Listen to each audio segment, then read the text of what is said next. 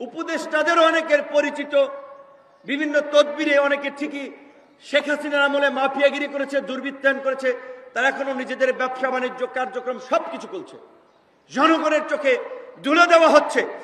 বিপ্লবের নামে জনগণকে উস্কানি দিয়ে আরেকটা দেশে নৈরাজ্য তৈরি করার একটা প্রয়াস নিয়ে তারপরে যেন থার্ড পার্টি ক্ষমতা টেক ওভার করতে পারে, আবার যেন আমরা ভুক্তভোগী হই, সেই পরিস্থিতির দিকে আমাদেরকে ঠেলে দিচ্ছে।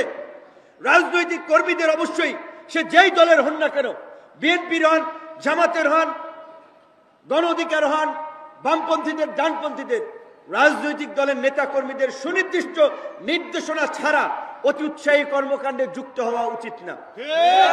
আমরা বলছিলাম যে মব জাস্টিস যদি চলতে থাকে, এই মব উস্কে দিয়ে উৎসাহিত করে একটা নৈরাজ্যের দিকে যদি ঠেলা হয়, সেটা দেশের জন্য কারোর জন্য ভালো হবে না।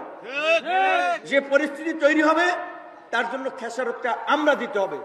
আমরা দেশে আছি, দেশের বাইরে নাই। আঘাত আসলে অতীত এসেছে আমাদের উপরে, এখন আসবে আমাদের উপরে। তাহলে এই কথাগুলো বলার কারণে ফেসবুক একটা ওপেন প্ল্যাটফর্ম। আমার ফেসবুকে প্রায় 17 লাখ ফলোয়ার। ধুমাইয়া নেগেটিভ মনে করেন, গালিগালাজ করে অনেক মানুষের, যে না সে সুশীলগিরি দেখাচ্ছে, এইটা করতেছে, ওইটা করতেছে। এখন সরকারের উপদেষ্টারাও বলতেছে থামেন, থামতে হয়, আর চালাইয়েন না। কোন দিকে যাচ্ছে? উদ্বিগ্ন হচ্ছেন। এমনকি মিজানুর রহমান আজহারীর মতো আলেম দেখেছেন না, ওইখানে যে গালিগালাজ করতে পারবে অতি উৎসাহী মানুষগুলো।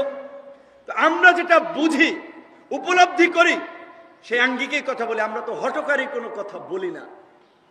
যারা যে উস্কাচ্ছে, উস্কে যে রাজনৈতিক ফায়দার জন্য এগুলো উস্কাচ্ছে, এই পরিস্থিতিগুলো তৈরি করাচ্ছে, এগুলো রাজনৈতিক কর্মীদের বুঝতে হবে। অতি উৎসাহী কর্মকাণ্ড 6 মাস কি করেছেন? 5ই আগস্ট থেকে 8ই আগস্ট সরকার ছিল না, এই বিপ্লবী ছাত্র জনতার দখলে ছিল, তখন কেন মাটির সাথে মিশিয়ে দিলেন না?